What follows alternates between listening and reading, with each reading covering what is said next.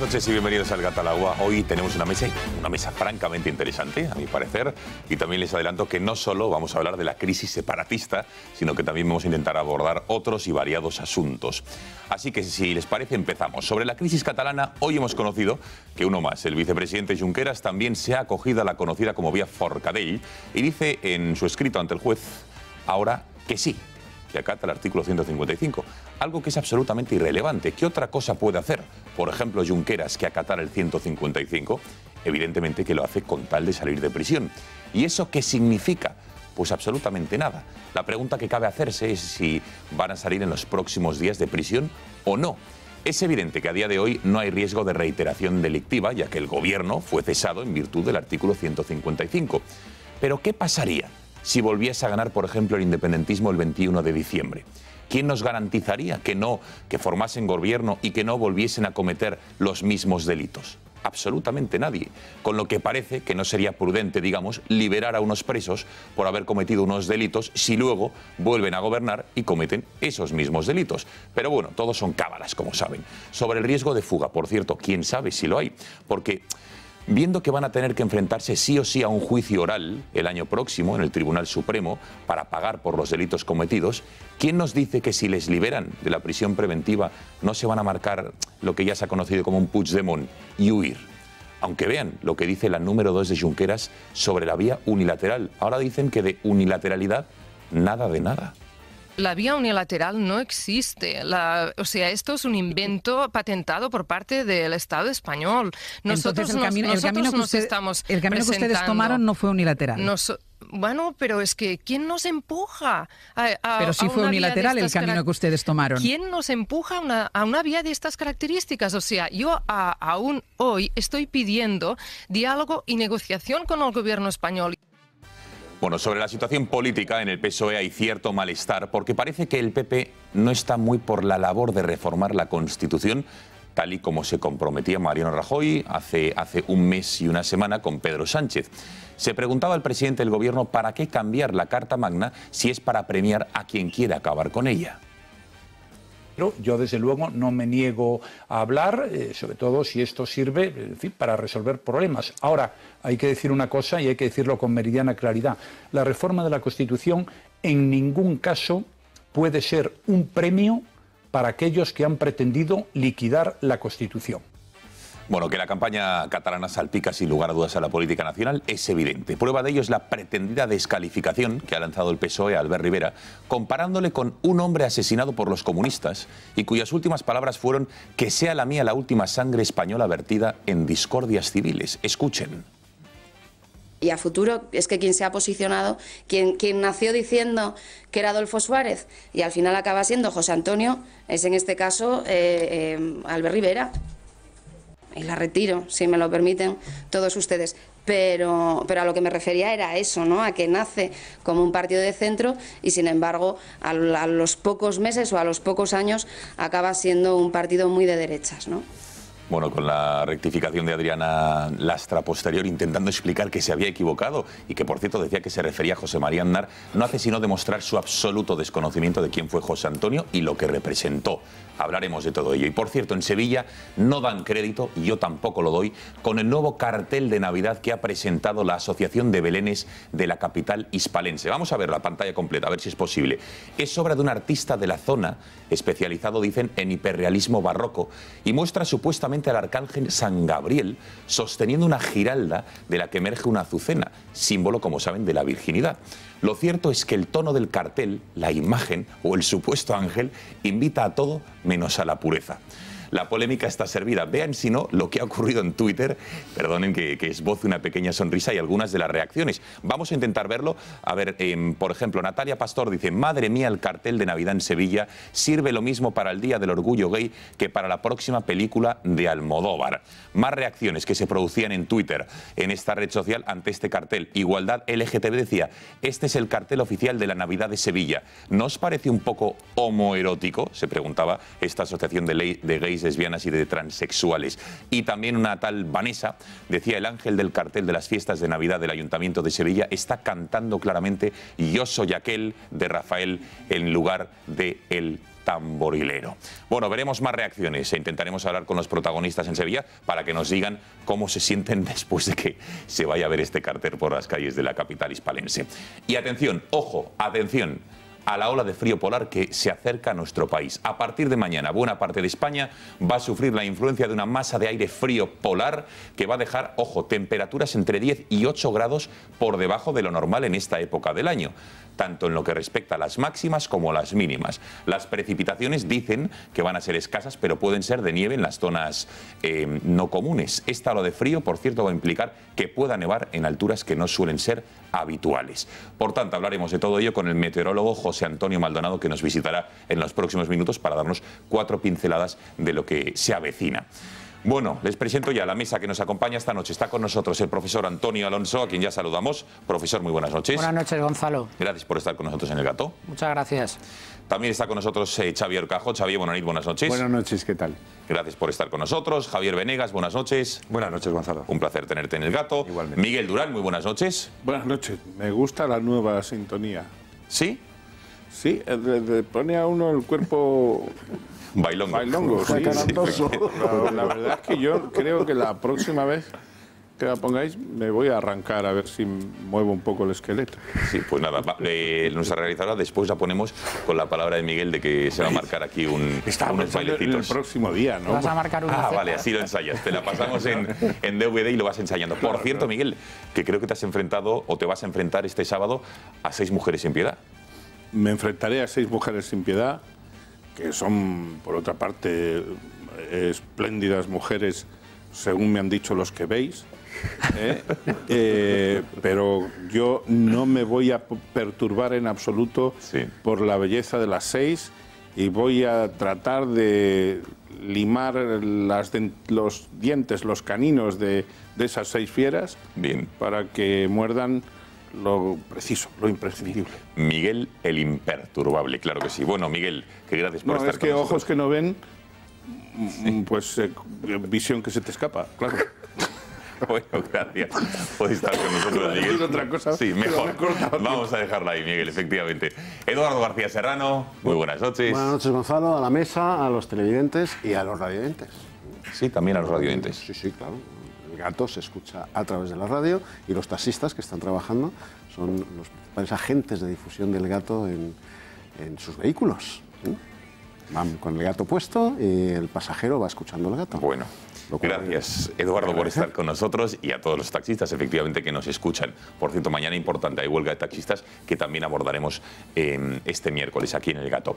¿Cómo pueden participar con nosotros? Como siempre, a través del WhatsApp, enviando sus comentarios, preguntas, sugerencias al 670-03-45-43, 670-03-45-43, a través de nuestra cuenta en Twitter, @gato_directo, o también lo pueden hacer a través de YouTube, en nuestro canal Intereconomía TV, donde les animo a que se suscriban para poder ver los mejores momentos de este programa, el programa en su integridad mañana, o también otros programas de la casa como la Redacción Abierta de Orcajo, Tiempos Modernos, Gracias por Nada, etcétera, etcétera. Tiempo ya de presentarles el vino que hoy les presentamos. Atención, es de las bodegas Más que Vinos, que está situada, como saben, en la meseta de Ocaña, muy cerquita de Toledo. Es un vino que se llama La Plazuela y es de la añada 2011, y por lo que nos han dicho nuestras enólogas, y ahora ven el reportaje, está francamente bueno. Vean.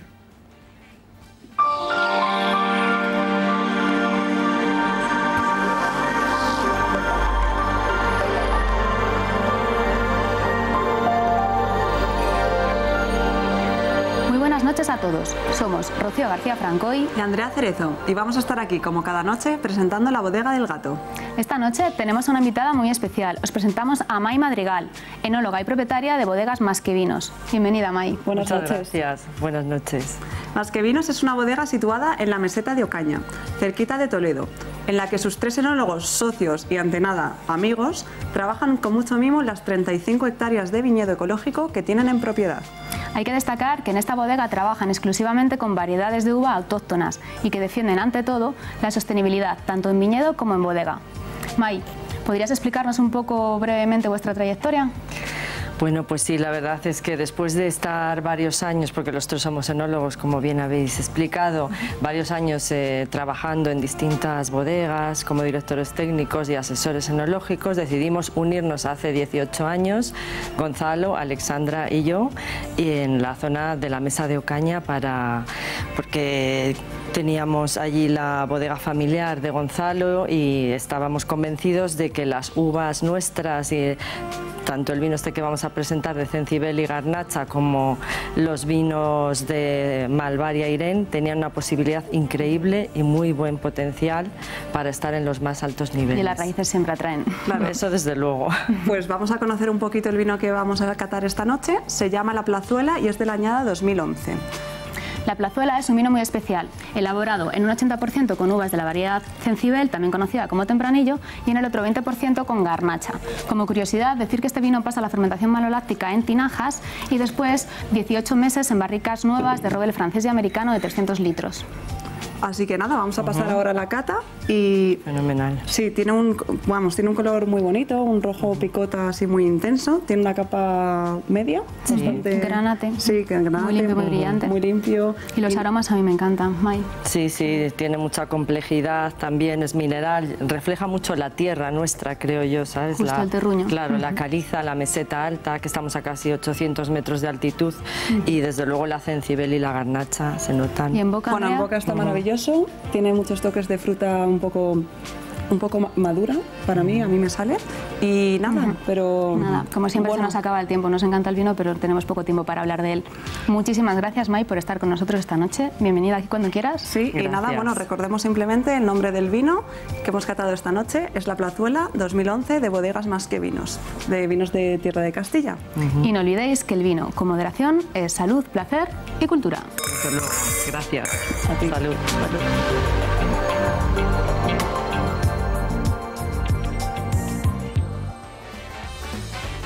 Bueno, ya lo han visto, aquí lo tengo, La Plazuela, y es de la añada 2011. Señores, ¿la habéis probado? No sé si habéis tenido ocasión. Sí. Miguel, ¿no? Yo lo probé, este vino yo lo probé hace como 2 años y medio, porque fui a una cata a esa bodega. Os puedo asegurar además que sus propietarios trabajan duro y muy bien, y la verdad es que a mí me gustó cuando lo probé. Entonces luego le iba a hacer un pedido y se me olvidó, pero prometo que para estas Navidades voy a hacer... Pero qué mal queda eres, por favor. Ay, se me olvidó, yo de vez en cuando tengo ciertos olvidos, pero... Bueno, no pasa nada. Claro. Profesor, ¿le ha gustado? ¿Usted que es experto? Excelente, además ¿Sí? Tiene mucho cuerpo, la verdad es que entra muy bien. Javier, ¿te ha gustado? Espléndida. ¿Sí? Muy bueno. Rico, ¿no, Eduardo? Exquisito. ¿Horcajo qué? No dices nada. Fenomenal. Sí, nos ha gustado. Sí. Bueno, ya lo saben, este de Bodegas Más que Vinos, La Plazuela, de la añada 2011. Se lo recomendamos hoy en nuestra sección de la Bodega del Gato. Y les presento ya a nuestro meteorólogo de cabecera. Lo conocen todos ustedes, no merece presentación. Bueno, sí la merece, pero que no es necesaria, digamos. Don José Antonio Maldonado, que es director del Tiempo.es. Señor Maldonado, buenas noches. Hola, buenas noches. Gracias por estar con nosotros. José Antonio viene a hablarnos de esta ola de frío polar que, atención, entra mañana en España y que va a hacer que las temperaturas se desplomen. Veremos si nos explica José Antonio si es para tanto o no, cómo nos va a afectar y, sobre todo, qué hacer. Breve pausa de publicidad con un consejo y estamos aquí de vuelta.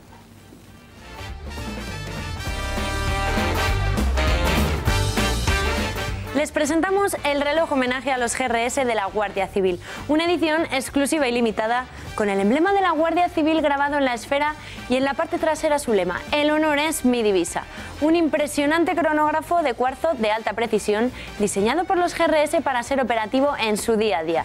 Disfrute de este impresionante y robusto reloj, homenaje a los GRS, duro y resistente como ellos, y sienta en su muñeca toda la admiración del pueblo español a la Guardia Civil.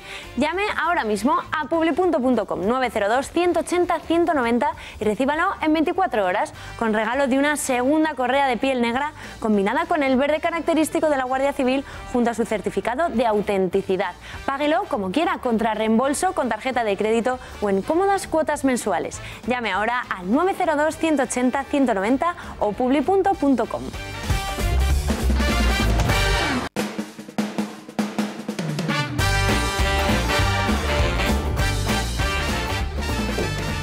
Bueno, pasan 17 minutos de las 10 de la noche, aquí seguimos en el Gatalagua, entramos en materia con algo que nos va a afectar a todos por igual. Aquí sí que hay igualdad, digamos, en los españoles, o por lo menos los que tienen recursos para paliar esta ola de calor que nos va a acechar mañana. Ahora vamos a preguntar durante cuánto tiempo, en qué grados, de calor no, perdonen, de frío polar. Don José Antonio Maldonado, buenas noches de nuevo. Hola, muy buenas noches. Bueno, ¿qué tal? ¿Cómo está? En primer lugar, ¿todo bien?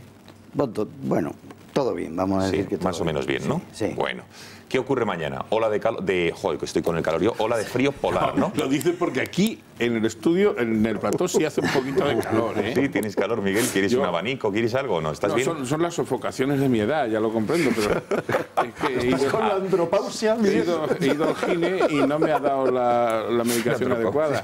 Bueno, si es solo por la edad, entonces vamos a comprenderlo. Bueno, cuéntenos, señor Maldonado, ¿qué ocurre mañana? Bueno, pues simplemente es una situación lógica a estas alturas del año, que todo el mundo estaba reclamando, entre comillas, ¿no? Cuando llevemos unos cuantos días así, empezaremos a decir que, bueno, ya se dice, ¿no?, que el tiempo está loco. El tiempo está loco siempre, ¿no?, porque evidentemente no se cambia así poquito a poco, un grado menos, un grado menos, un grado menos, sino que viene una ola, una masa distinta de aire, en este caso fría, y hay un descenso importante de las temperaturas. Ahí lo vemos. El miércoles, ¿qué es lo que va a ocurrir mañana? Vemos este mapa del tiempo.es. Por lo que vemos va a afectar a toda la parte norte de la península, ¿no? Sí, efectivamente, porque lo que entra es pues una masa de aire procedente del polo. Por eso se llama polar, porque a veces se confunden y se dice masa de aire siberiana, polar. No, es que las masas de aire llevan el nombre de donde proceden. Bien. Esta viene del polo. Si viniera de Siberia, sería siberiana. Claro. Esta es polar, o sea, viene muy de norte. Eso es. Muy, muy claramente de norte. Entonces, por eso ahí se ve claramente la diferencia. Luego, poco a poco, va a ir variando y va a afectar también a la zona este, sobre todo a la parte del sur, ¿no? Entonces, esto es el miércoles. Vamos a ir viendo la evolución. Vamos al jueves, por ejemplo, 10 de la noche, para que vean que esa mancha azul, que es los efectos de la ola polar, se va a ir extendiendo, ojo, ya por toda España, ¿eh, señor Maldonado? Sí, prácticamente. Vemos que solo al suroeste, pues ese color, pues es que ahí la temperatura no sea tan baja. Hay una diferencia en otro aspecto, que es en el pluviométrico, en el que mañana las precipitaciones pues van a ir afectando a muchos puntos del norte, también del suroeste, y sin embargo todavía no llegan a Levante. Y sin embargo el jueves, pues las precipitaciones en el sur, en la parte occidental, Andalucía, Extremadura, ahí ya desaparecen y afectan más a la parte oriental. Pero el frío sigue y lógicamente con esas temperaturas lo que va a haber pues son muchas nevadas. Nevadas en los sistemas montañosos y también en zonas llanas dentro de ambas mesetas, especialmente de la meseta norte. Bueno, entonces vamos a ver, don José Antonio, entre 8 y 10 grados menos de la temperatura que debería ser habitual para estos tiempos que corren, final de noviembre, de diciembre. ¿Estamos más o menos en lo correcto? No. ¿No? No estoy de acuerdo. Ah, bueno, pues díganos, perdone. No. Me encanta que me matice. No, quiero decir que estas temperaturas no es que se den todos los días, pero que estas temperaturas se pueden dar en noviembre. Yo creo que en esta, la voy a llamar entre comillas ola de frío, porque yo no la considero ola de frío, pero las temperaturas se van a dar, que pueden ser de 7, 8, 9 grados bajo cero en algunos puntos de la mitad norte y sobre todo en las zonas altas, pues se anda más veces. Yo creo que no se va a batir ningún récord dentro de lo que es el mes de noviembre, en el cual todavía estamos. O sea, que esto es una cosa que no ocurre siempre, pero que, bueno, bien, puede ocurrir. Dentro de la normalidad, según el señor Maldonado, entonces vamos a ver, ya no sé, va a durar, entiendo, hasta el domingo, y a partir ya nos adentramos en diciembre y las temperaturas ya serán más propias de esta época, señor Maldonado, ya porque lo que estábamos viviendo hasta ahora tampoco era muy normal, ¿no? Eran temperaturas extrañamente altas. Esas eran más anormales que lo que va a ocurrir ahora. En este mes de noviembre, en el mes de octubre, el pasado, se va a tener muchísimos récords en cuanto a temperaturas altas. sobre todo en cuanto a las temperaturas máximas, no a las mínimas. Las mínimas no fueron en cuanto a que fueran tan bajas como para decir esto no ha ocurrido nunca. Pero hubo 17 capitales de provincia en las que se alcanzaron temperaturas en octubre, en las que desde que existen registros no se habían dado nunca. Ahora, me preguntas, ¿qué va a ocurrir? Bueno, pues a partir del domingo cesan casi todas las precipitaciones, sigue habiendo algunas en la mitad norte, pero el frío sigue y las heladas en la mitad norte también. Temperaturas bajas, pero correspondientes a la época. Bueno, evidentemente. Por último, señor Maldonado, el asunto de las sequías que preocupados nos tiene a todo el mundo por todos los efectos ya, suministros de agua, encarecimiento del precio de la electricidad, la polución, bueno, todos los efectos colaterales que tiene. No sé si le parece normal, anormal, desde el año 96, 97, que no teníamos una sequía tan grave, 94, 95, por esa época, 20, 22 años, no sé si le parece grave, también es cíclico, ¿cómo lo ve? Bueno, cíclico no se puede decir que cada 20 años, cada 15 años se produzcan, ¿no? Evidentemente esto es una sequía importante, no ha terminado, por lo tanto no podemos todavía hacer una comparación con otras, ¿no? Pero esta sí está siendo una sequía importante. Ahora bien, en años anteriores existen, digamos, registros meteorológicos así continuados desde hace aproximadamente siglo y medio, en que empezaron en Madrid y poco a poco fueron extendiéndose por distintos puntos de España, ¿no? Y desde entonces, bueno, anteriormente, ¿qué hay para poder ver cómo estaban las situaciones de sequía? Pues bueno, las cortezas de los árboles, los escritos y tal. Y ha habido sequías muy importantes, más importantes que las que hay hasta este momento. Ahora, si esta perdura, que yo no puedo asegurarlo, porque los modelos, aunque nos dicen cosas y tal, hay que poner la mano ahí no sé dónde, porque los modelos, el que nos cubran el periodo del invierno es complicado. Lo que sí parece es que esta sequía está siendo sumamente importante. Hasta ahora sí ha tenido precedentes. Si esta sequía continuase 3, 4, 6, 7, 8 meses... pues veremos a ver qué tal. Don José Antonio, que ha sido un placer tenerle esta noche en el Gata al Agua y sobre todo desdramatizar un tanto pues todos los mensajes que nos llegan de esta ola polar que va a entrar mañana de frío, que evidentemente va a hacer que las temperaturas bajen, pero según usted dentro de la normalidad. Que gracias, que ha sido un placer tener aquí. Muy buenas noches. Muchas gracias. Buenas noches. Hacemos una brevísima pausa de publicidad mientras despedimos a José Antonio Maldonado y regresamos ya aquí al Gata al Agua para entrar en materia política. Hasta ahora.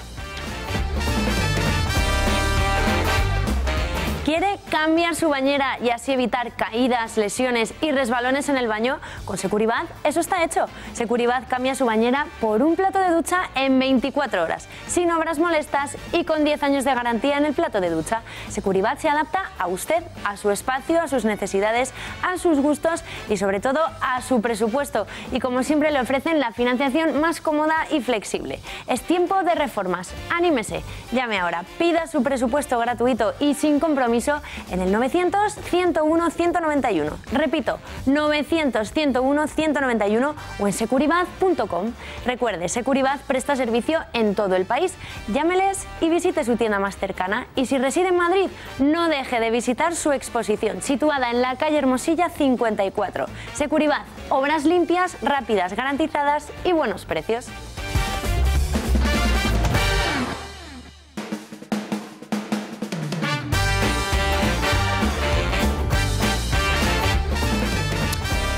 Y media de la noche, aquí seguimos en el Gata al Agua. Después de la previsión del tiempo que hemos tenido con José Antonio Maldonado, vamos a entrar ya en materia de la actualidad política. Hoy ya les digo que en el Gato no solo vamos a hablar de Cataluña, hay otros temas interesantes que nos deja la actualidad que merecerán nuestro análisis, como por ejemplo lo que se ha escuchado en los informativos de Televisión Española este fin de semana, en los que se decía literalmente que Isabel la Católica, entre otras cosas, que se fue a descubrir América para hacer una... ¿Qué es lo que decía exactamente? No sé si lo puedo... Un genocidio étnico.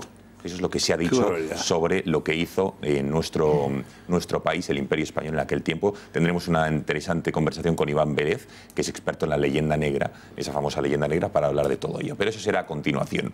Vamos, si le parece, a analizar la actualidad. Hoy, Oriol Junqueras, mediante su abogado, ha presentado una carta, un escrito ante el Tribunal Supremo, en el que uno más se vuelve a sumar a la llamada como vía Forcadell, en la que asegura acatar el artículo 155. Yo no sé hasta qué punto esto es relevante, ya que no tiene otro remedio. El gobierno está cesado y efectivamente no hay otra manera. Dice que el abogado que mis mandantes aceptaron y aceptan la aplicación del artículo 155 en los términos que autorizó el Senado y aprobó el Consejo de Ministros. Lo han hecho desde la más profunda discrepancia política y jurídica. Dice, todos mis mandantes que ante la aprobación de la resolución del artículo 155 decidieron abandonar dichas responsabilidades políticas y asumir el reto electoral fijado por el Gobierno de España el próximo 21 de diciembre. Asegura que resulta evidente que no sería su intención.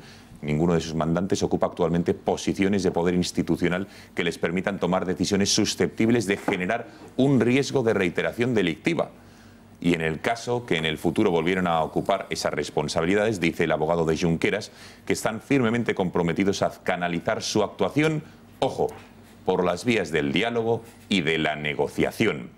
Asegura también que, pese a tener el deber de soportar la crítica, tienen asimismo el derecho a que se respete su reputación y que su imagen sea tratada de tal forma que no se influya en el proceso electoral ni se estigmatice de forma indebida su programa político. Se refiere evidentemente a la carrera a los comicios del próximo mes de diciembre.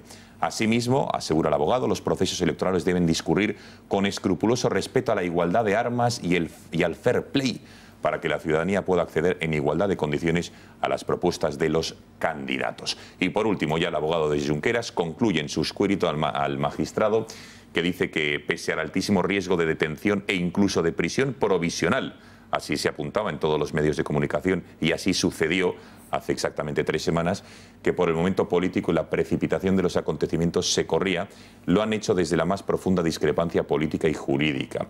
Y concluye diciendo que sus mandantes no van a renunciar a sus convicciones políticas, sino que enmarcan su proyecto en una lectura amplia, progresiva y extensiva de la Constitución, que mediante la negociación e, insisto, y el diálogo, permita poner en manos de la ciudadanía la decisión sobre el futuro de Cataluña. Esto es lo que decía Junqueras y esto es lo que le contestaba el portavoz del Gobierno, Méndez de Vigo.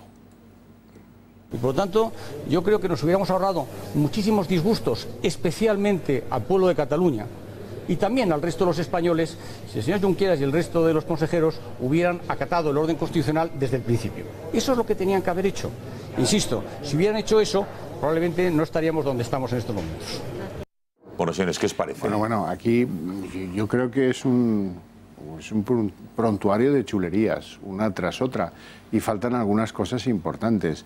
No hay explícitamente algo que diga rechazo la vía unilateral a la independencia.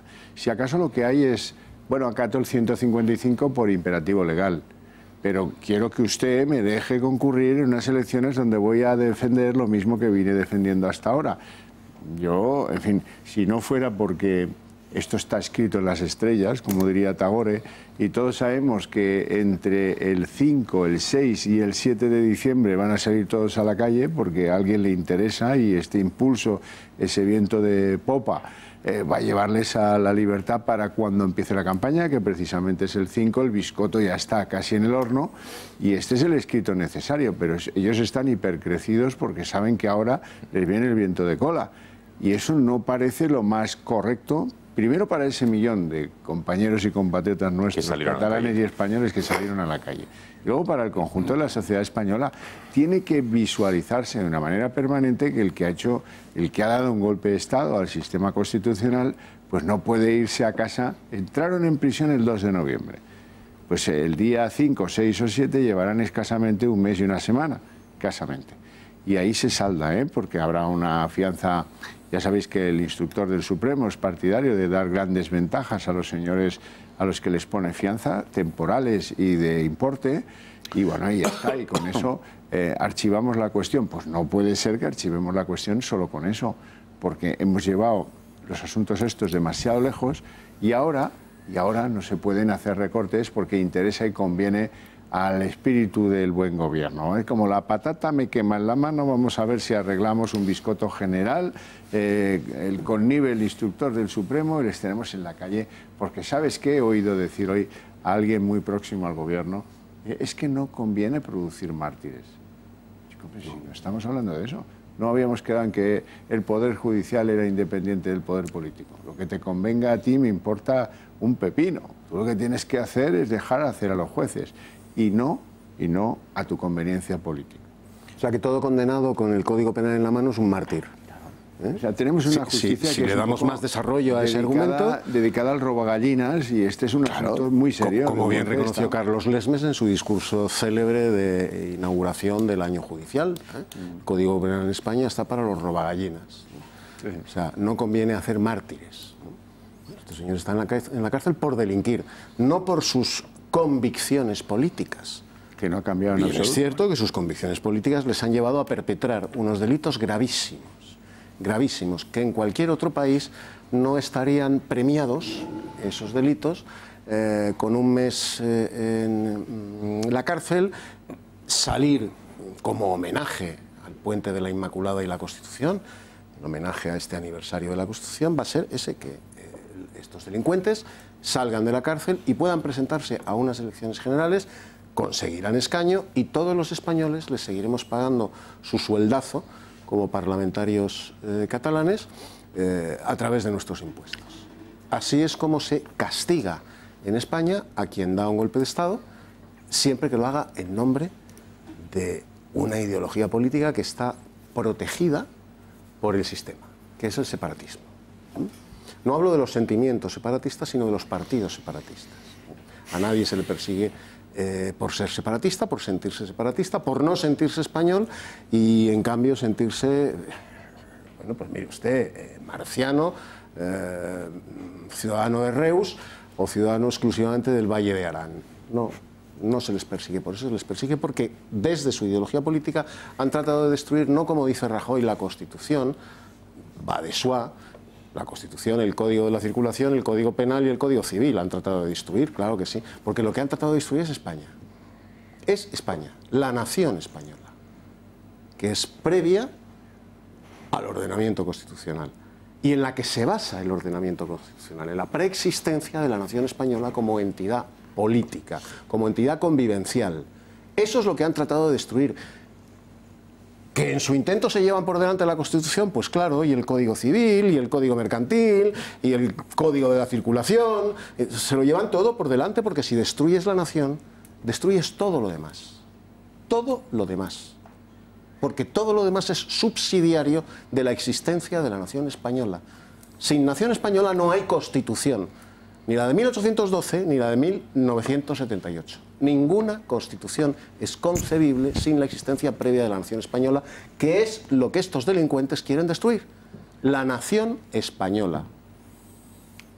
Bueno. Profesor, en cualquier caso, les liberen o no de esta prisión condicional en la provisión en la que están ahora, en cualquier caso, sí o sí va a haber un juicio oral. Claro, evidentemente. Bueno, yo creo, en primer lugar, hay que distinguir, como en todo proceso, pues hay unas partes en el proceso. Entonces la estrategia procesal que están siguiendo ahora estos presidiarios, estos golpistas, pues es la que ha dado buen resultado. Ellos vieron que la señora Forcadell esto le dio buen resultado y entonces están intentando ir por ese, marcarse, no, más que una Forcadell yo diría un Fernando VII, es decir, aquí lo que están diciendo es marchemos todos juntos y yo el primero por la senda constitucional. Lo que pasa es que no es muy creíble. Hizo renuncias a más cosas. Sí, bueno, voy a eso. Lo que pasa es que la posición no es exactamente la misma, porque además ellos lo están marcando aquí y están diciendo que no renuncian a sus convicciones políticas, que a lo máximo que están dispuestos a llegar y están marcando el camino es a la negociación, porque es en lo que vamos a estar probablemente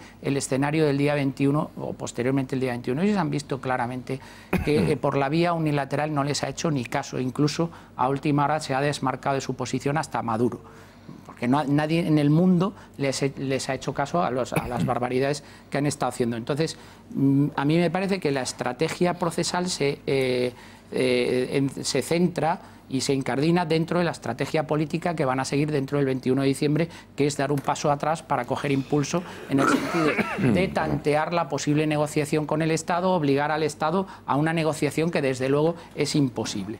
Bueno, desde un punto de vista ellos tienen todo el derecho del mundo a plantear la estrategia procesal que les dé la gana, sabiendo que a otros les ha dado resultado.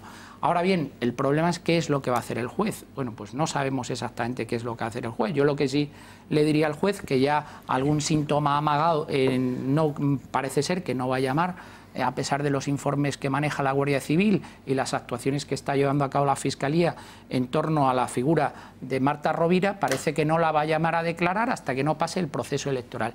Y a mí eso me preocupa, porque yo creo que el calendario judicial no tiene que estar a resultas o a expensas del calendario electoral. Yo creo que la justicia tiene que hacer su trabajo independientemente del calendario electoral. Profesor, dice usted lo de Marta Rovira por los indicios o de las pesquisas, las investigaciones de la Guardia Civil que obran su poder diversos documentación en la que supuestamente Marta Rovira tuvo un papel relevante en la organización del 1 de octubre, la organización, las instrucciones y la coordinación de todo ese referéndum ilegal. Y publicaban hoy algunos medios de comunicación que no va a ser llamada ni va a ser investigada por estas actuaciones hasta que pasen las elecciones del 21 de diciembre en Cataluña. A mí eso, como digo, no me parece bien, me parece que la justicia tiene que hacer su trabajo y ya veremos en qué ocurre. Decía anteriormente, aquí el problema que tenemos es el problema que se le viene encima al juez ahora. Es decir, ¿han cambiado realmente los parámetros en virtud de los cuales la juez de la Audiencia Nacional, la magistrada de la Audiencia Nacional, llevó a adoptar la medida de prisión provisional en el auto de hace poco más de un mes? Desde mi punto de vista, han cambiado mínimamente. Es verdad que estos señores han acatado, es que no han acatado voluntariamente la aplicación del 155, es que no les ha quedado más remedio que acatarlo, porque estos señores ya estaban en prisión preventiva cuando se aplicó el 155, por lo tanto esto de que dicen que han dejado de detentar cargos políticos, de ostentar responsabilidades políticas, etcétera, es que no les ha quedado más remedio. Es decir, yo creo que esos parámetros han cambiado bastante poco y creo que la gravedad de los delitos imponen una cierta cautela, una cierta prudencia, que a eso es a lo que tiene que tender precisamente la adopción de medidas cautelares, adoptarlas con cierta cautela, con cierta prudencia. Venegas y Durán, Durán y Venegas. Bueno, yo lo que quiera el doctor Venegas, o él o yo. Doctor Venegas, bueno, usted primero, doctor Durán. Durán, venga. Pues doctor Durán, venga, dele.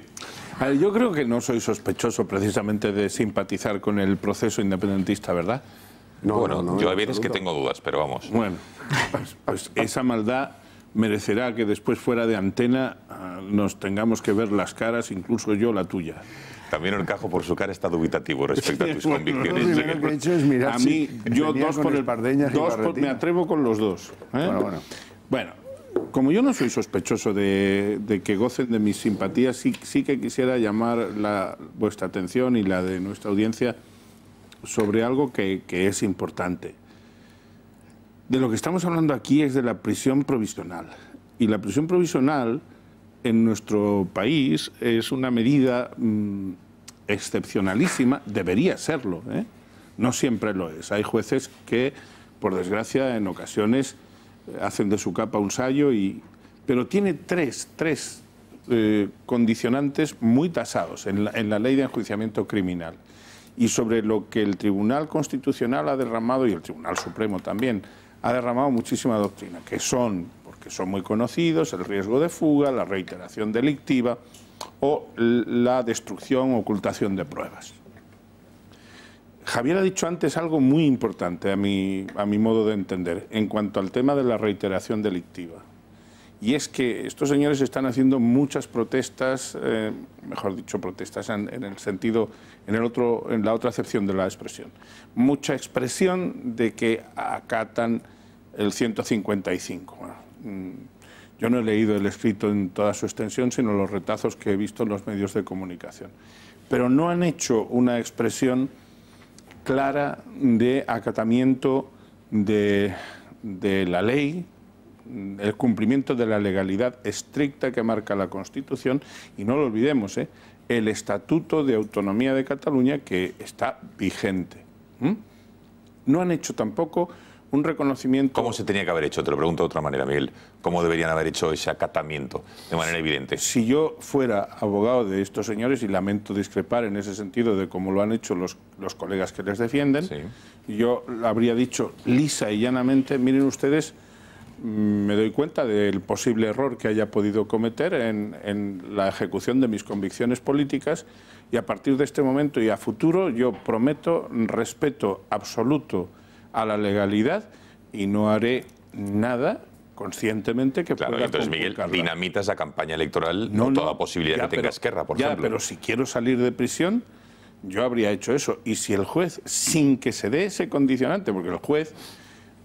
Hay otra cosa, yo no quise enrollarme mucho, que luego me dices que consumo mucho tiempo, pero aquí está por ver todavía, el recurso de apelación está planteado... Entonces, Miguel, ¿me permites una pregunta como leguleyo que soy a un jurista de reconocido prestigio como tú? Si el violador del ensanche le promete al juez que no va a volver a violar a una sola mujer si le saca de prisión, el juez lo puede sacar de prisión. Si Al Capone en Alcatraz le hubiera prometido al Tribunal Supremo norteamericano, juro por la Constitución de los Estados Unidos y por el honor que me pueda quedar, que no volveré a dedicarme al crimen organizado, lo hubieran sacado de Alcatraz. Si, eres muy hábil dialécticamente, pero además me estás comiendo... Claro, es que... Espera, me intentas comer la merienda... Que unos delincuentes se ponen de rodillas delante de un juez... Eduardo, que te estás anticipando... Juro que voy a cumplir la ley, no, sáqueme usted de la cárcel. Que no, y entonces Eduardo, el juez, como el jefe del campo de concentración de la lista de Schindler, les pone la manita encima de la frente y dice, Eduardo, te perdono. Si bueno, quieres ser... A ver, venga, vamos te perdono. Oye, haga libre para delinquir, si luego voy con flores al juez y le pido perdón y me sacan de la cárcel... Ha quedado claro la caricatura que buscaba Eduardo. Sácalo, venga, a ver, Miguel. Me estás esperpentizando, No, pedir perdón, prometer que voy a jurar a observar la Constitución. Ha quedado claro, a ver, Miguel, contesta, venga. Claro, porque ni siquiera me deja. Es tan invasivo, mi querido Eduardo, que me ha arrebatado, me ha comido la merienda del tiempo. Ruego que el coordinador ponga el cronómetro a cero porque vuelvo a empezar. Bueno, a cero no, pero vamos, lo dejamos donde estabas. ¿Dónde estabas? A ver, en los 2 minutos aproximados que llevabas... Querido Eduardo, la prisión preventiva es lo que es. Y si queremos decirle a Puigdemont, a Junqueras, que respeten la ley, no podemos nosotros, que pedimos ese respeto, dejar de respetarla. La ley es la ley y sus intérpretes son fundamentalmente los jueces. Y el Tribunal Constitucional y el Tribunal Supremo tienen, repito, derramada mucha jurisprudencia sobre cómo se tiene que aplicar la prisión provisional. Y he dicho que los 3 supuestos que hay para dictar una resolución de prisión provisional son los que son. A mi juicio, Eduardo, y ha sido prematuro en tu juicio sobre lo que yo iba a decir, a mi juicio, este señor no está asegurando que no va a delinquir en aquellos tipos en los que se presume que ha podido hacerlo. No es comparable, a mi entender, el delito de rebelión o el delito de sedición, por más graves que sean, porque ese señor tiene que cumplir determinados requisitos si saliera de prisión, con el que tú has citado de un violador, etcétera, etcétera. Eso es, si me permites decírtelo, un puntito demagógico por tu parte. Pero yo no soy sospechoso de querer que estos señores estén fuera de prisión. Lo que no quiero es que se entienda que la prisión provisional, la prisión preventiva, debe ser una especie de medicina que se suministre como se viene suministrando. Yo, personalmente, yo no les echaría de la cárcel. Yo no les sacaría de la cárcel, a menos que hicieran profesión de fe real de eso. Porque tienen otro problema. Y es que estos señores, si durante la campaña o después de la campaña, estos señores, como ha dicho antes Gonzalo y creo que el profesor Timón también lo ha corroborado, tienen un juicio oral pendiente. Bueno, venga, este es el punto de vista de Miguel, que yo creo que ha quedado muy claro, sobre todo matizando la incisividad, por llamarlo de este palabra, de Eduardo. Venga, me faltaba Javier por hablar. Pues yo creo que sencillamente está muy claro que lo que están haciendo el señor Junqueras y sus abogados es jugar la carta política del intento de influencia posiblemente sobre el juez. Porque ni muestra ningún tipo de convicción, ni demuestra ningún tipo de respeto real, fehaciente hacia la ley. Es decir, simplemente por el imperativo, por un imperativo la acata, y además lo dice por lo menos lo que has leído aquí, Gonzalo. Es decir, yo creo que sencillamente estos señores, desde el punto de vista de la prisión provisional, tienen que quedarse en la cárcel porque cumple perfectamente la jurisprudencia para quedarse en la cárcel. Sencillamente, esa es mi opinión. Es decir, el delito es de una extrema gravedad y, si permito discrepar, para mí no es que sean delitos de mayor o menor gravedad. Una violación es un delito distinto de sedición o de rebelión. La gravedad para mí puede ser incluso mayor en este caso porque no por la cuestión moral que implica el delito de violación, que tiene una carga moral muy fuerte, ¿no? Fortísima, pero el delito de rebelión y el delito de sedición en cargos públicos, generando además una tensión social añadida que podía haber desencadenado alguna que otra tragedia, alguna que otra desgracia. Hemos tenido bastante suerte de que la gente en realidad es bastante más templada de lo que parece, pero es de una gravedad extraordinaria. Y además, fíjate, el hecho de que ella no sea cargo político, no tenga ningún cargo público, no exime de la reincidencia, porque los Jordis no eran ningún cargo político. Si reinciden, es así. Si reinciden, y esto es evidente, pero, decir, no, perdona, si simplemente es mi punto de vista. Creo que la gravedad de lo que ha ocurrido en Cataluña se nos está pasando porque, bueno, ya lo vemos un poco casi por el retrovisor, ha sido extraordinaria. Es muy grave. Y no se puede olvidar. Si tú explicas en Estados Unidos a algún amigo, o en Estados Unidos, digo, por decir un país que tiene una tradición democrática, que unos señores que han dado un golpe de Estado, sediciosos, presuntamente sediciosos o manifiestamente con indicios de sedición muy claros y rebelión, se van a presentar a unas elecciones en el estado de que tú quieras decir en Estados Unidos, te miran a la cara y te dicen, me estás tomando el pelo, o como diría un cartero, ¿qué me estás contando? Bueno, vamos a introducir un elemento más encima, pedían el profesor y también Orcajo la palabra. Marta Rovira, que es la cara visible de Esquerra ahora que Puigdemont está entre rejas de manera preventiva. Fíjense la contradicción. Hoy decía, perdón, en la noche decía que en ningún momento desde el independentismo se ha hablado de unilateralidad, que era un asunto que se le había impuesto el Estado. Pero fíjense que horas antes decía que no van a pedir permiso para implementar la República. Fíjense, porque yo creo que esta señora, candidata, insisto, a la presidencia de la Generalitat, porque si Junqueras sigue en prisión no podrá tomar posesión, digamos, de su cargo, con lo cual puede ser la próxima presidenta de la Generalitat. Veremos. Escuchen. La vía unilateral no existe. O sea, esto es un invento patentado por parte del Estado español. Entonces, el camino que ustedes tomaron no fue unilateral. Bueno, pero es que ¿quién nos empuja Pero sí fue unilateral el camino que ustedes tomaron. ¿Quién nos empuja a una vía de estas características? O sea, yo aún hoy estoy pidiendo diálogo y negociación con el gobierno español. I el govern espanyol no tindrà més remei ara que des de l'1 d'octubre ens mira a nivell internacional més gent que mai que respectar els resultats electorals. Llavors nosaltres tenim molt clar el que farem. Nosaltres no demanarem permís per implementar la República. I això què significa? Implementar totes aquestes lleis al Parlament que viuen en un bloqueig polític i sistemàtic permanent.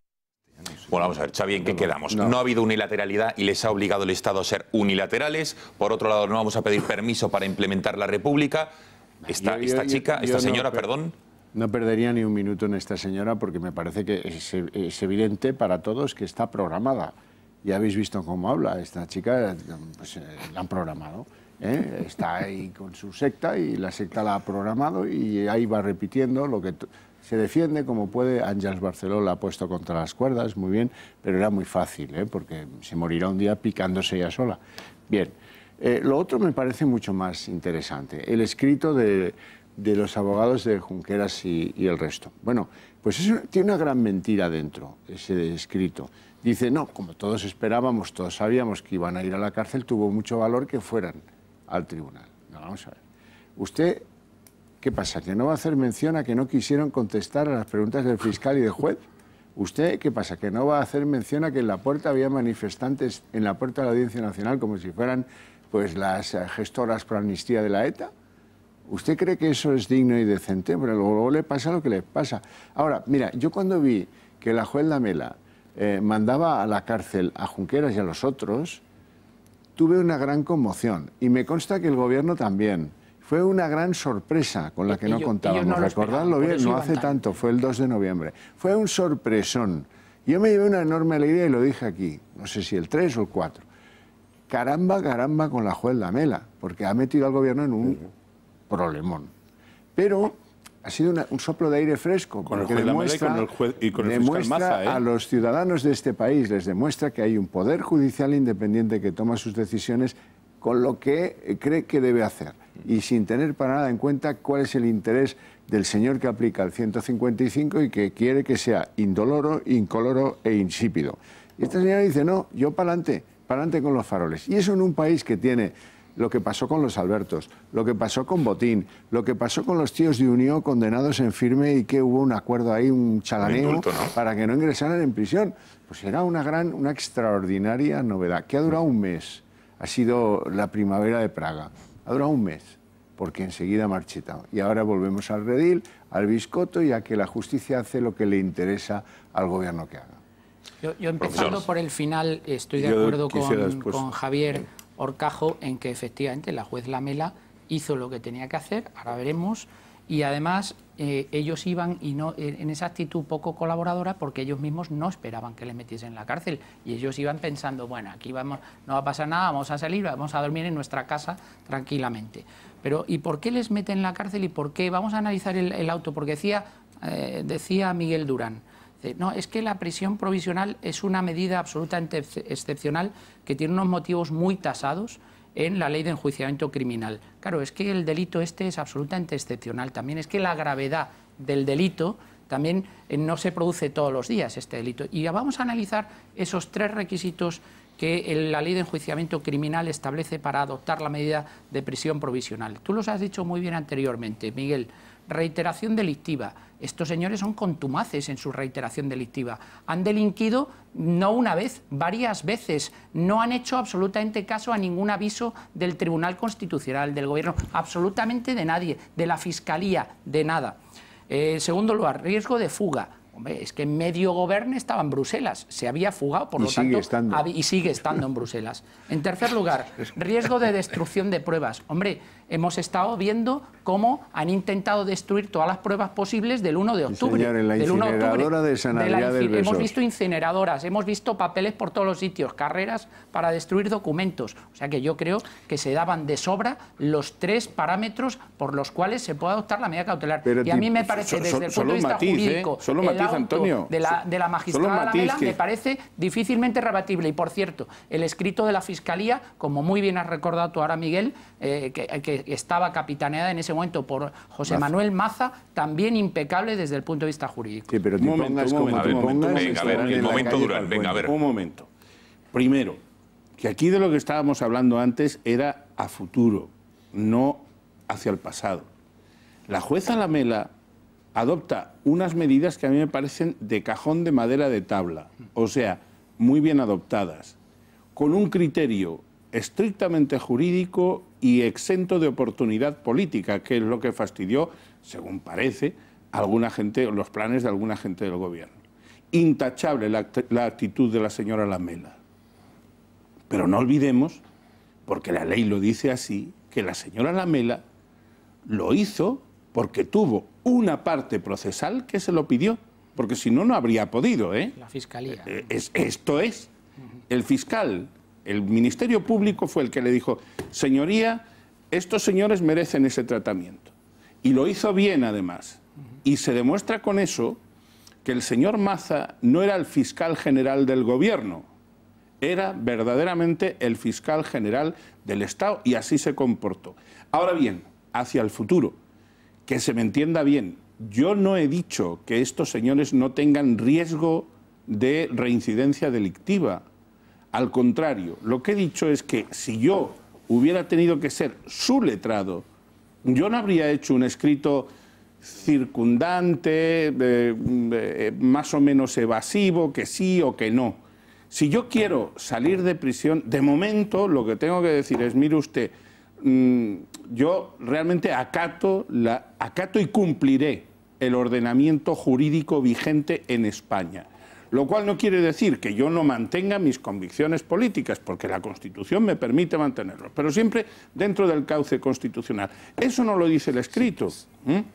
Yo no voy a hablar de la señora Rovira porque me parece que no tiene medio empujón político. Sinceramente, creo que la señora Arrimadas se la come con patatas, como siga por esos derroteros. Ahora, repito, riesgo de fuga.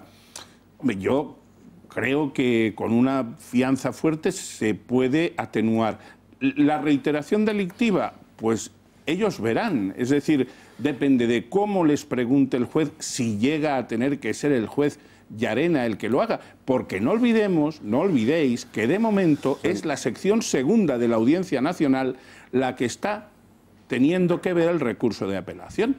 Son esos señores de la sección segunda, no es de momento el señor Llarena, ya lo será probablemente, pero de momento no es así, ¿eh? Bueno, tenemos que hacer una brevísima pausa de publicidad y regresamos aquí al Gatalagua con más asuntos, más actualidad catalana.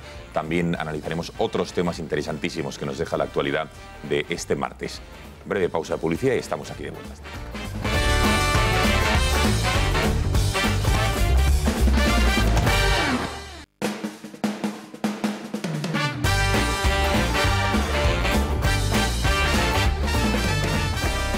Aquí seguimos en el Gato analizando la actualidad que nos deja este martes 28 de noviembre. Vamos a ver, porque hoy hemos conocido un informe, publicaba El Confidencial, que había hecho la Generalitat de Cataluña antes de la independencia, donde Puigdemont ya había trasladado a sus consejeros las competencias del Estado que debían, digamos, invadir, las consejerías que debían crear todo hacia esa transición hacia la República, para que vean que aquí no hay unilateral ni nada, no, apenas hay. Vean. Si ya sabíamos que el Govern estaba decidido a formalizar la liquidación del Estatuto de las Autonomías, ahora tenemos claro que había trabajado concienzudamente para conseguirlo. Así lo demuestra este compendio de hojas descubierto en el ordenador de una secretaria de Josep Lluís Salvador, entonces secretario de Hacienda de la Generalitat. Queda al descubierto que el ejecutivo de Puigdemont llegó a perfilar incluso qué decretos tenía que tramitar cada departamento para desarrollar la ley de transitoriedad. Este documento forma parte de una información secreta publicada por El Confidencial sobre el procés incautado por la Guardia Civil en la operación contra los preparativos del 1 de octubre, como bien refleja este acta. Según consta, en el Departamento de Educación que dirigía Clara Ponsatí, debía promover 5 decretos de urgencia sobre becas y ayudas a la enseñanza no universitaria o la regulación de acceso al cuerpo de inspectores de educación, entre otros. Por su parte, el Departamento de Vicepresidencia y Economía y Hacienda, que encabezaba Junqueras, debía tramitar los decretos ley para crear el Banco Central de Cataluña y la Agencia Tributaria Independiente.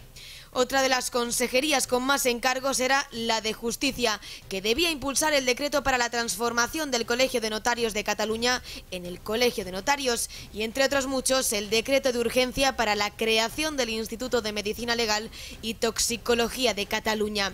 En total, el Govern casi al completo tenía que poner en marcha más de 40 decretos para desarrollar el Estado propio al día siguiente de la DUI, aunque tras proclamarla sus miembros optaron contra todo pronóstico por fugarse a Bruselas o refugiarse en sus casas.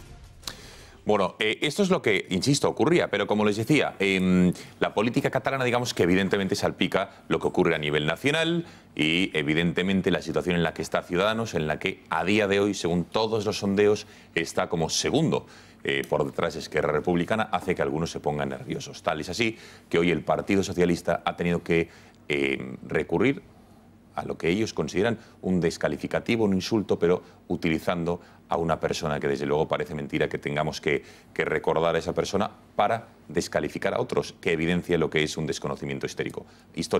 Vean y después... Un poco histérico también. Sí, histérico también. Vean.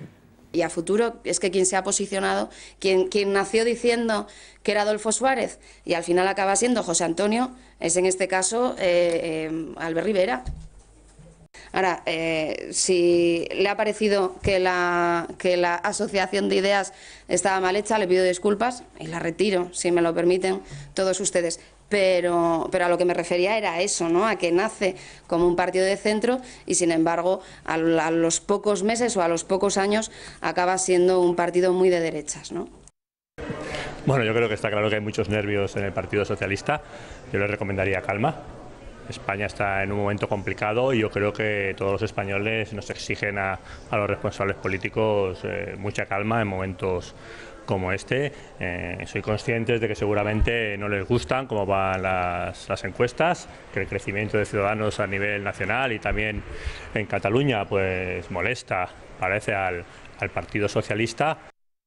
Sí. Bueno, señores, ¿qué os parece? Que el Partido Socialista tenga que recurrir a José Antonio, que murió a los 33 años en manos de los comunistas y proclamando aquella que dejó en su testamento que sea la mía la última gota, ¿no? La última sangre española vertida en discordias civiles. Decía exactamente.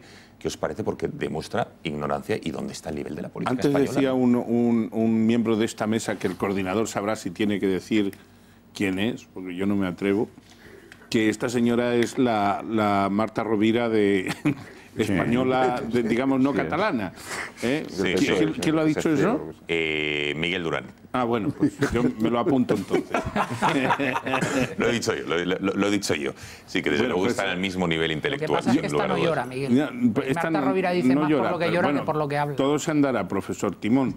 Yo lo que sí que digo con ganas de, en fin, de buscarle un poco de lado humorístico a esta señora, es que yo creo que en el PSOE tendrán que buscarle el cambio de la última letra a su apellido, porque que cambien la A por la E, porque esta señora verdaderamente es un peso muerto como siga haciendo estas cosas, ¿eh? Yo creo que es una barbaridad, ¿no? Está lleno de rookies esto, pero de todas maneras, hombre, yo creo que sí que hay que hacer... No me digas que no he sido breve. Hay que hacer un quite, y yo voy a hacerlo más, hay que hacer un quite sobre la ignorancia de Adriana Lastra.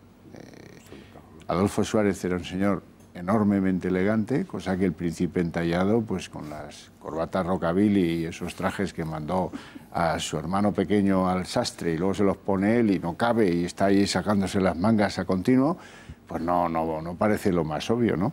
Y luego, hombre, no hace falta ser falangista ni josé antoniano para reconocer una cosa que es de derecho y además es histórica.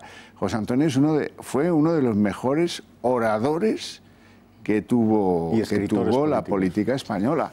Entonces, compararlo con Rivera es que demuestra que esta chica no terminó el bachillerato con una nota espectacular, ¿eh? Sí, pero también es curioso que utilicen, ¿no?, la figura que acaba de decir Horcajo, efectivamente, para el insulto, ¿no?, para la descalificación. Le podía haber comparado con cualquier otro. Esto es una ñagaza que se ha hecho en España desde 1975 hasta hoy, desde la cultura, o sea, ejercida con rencor. Arzayuz ya decía que, y Arzayuz no es ni tonto ni analfabeto, precisamente, decía que Felipe González tenía una concepción joseantoniana de España, lo decía con todo el veneno del mundo, y desde la más absoluta ignorancia, esta chica es un yermo intelectual,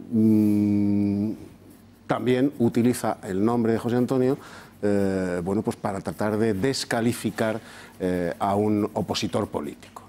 Yo lo primero que le pediría a Albert Rivera que no se ponga nervioso, que te comparen con José Antonio no es ningún deshonor. No es ningún deshonor, incluso desde la disidencia política con la figura de José Antonio Primo de Rivera, que es absolutamente respetable.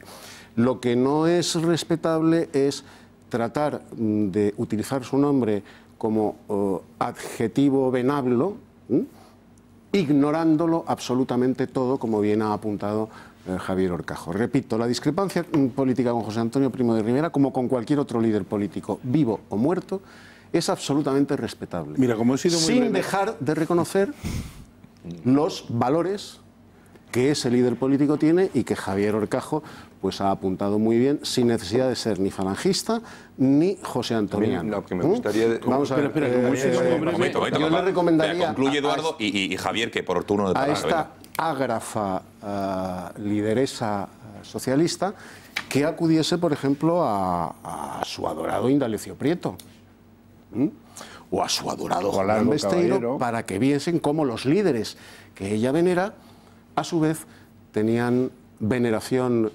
política por José Antonio, cálida amistad humana con José Antonio y un respeto intelectual indecible por la figura de José Antonio Primo de Rivera, que acuda a líderes comunistas, que también los hubo, que sentían un respeto enorme por la figura de José Antonio Primo de Rivera desde la disidencia política y por su valor personal.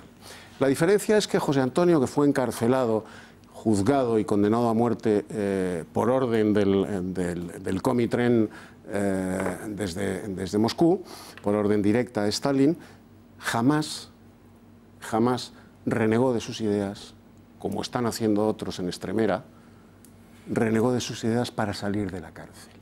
Jamás se puso de rodillas ante el tribunal que le condenó y ante el gobierno del Frente Popular diciendo acataré todas las barbaridades que el Frente Popular está perpetrando si ustedes me sacan de la cárcel. No, afrontó su destino y murió.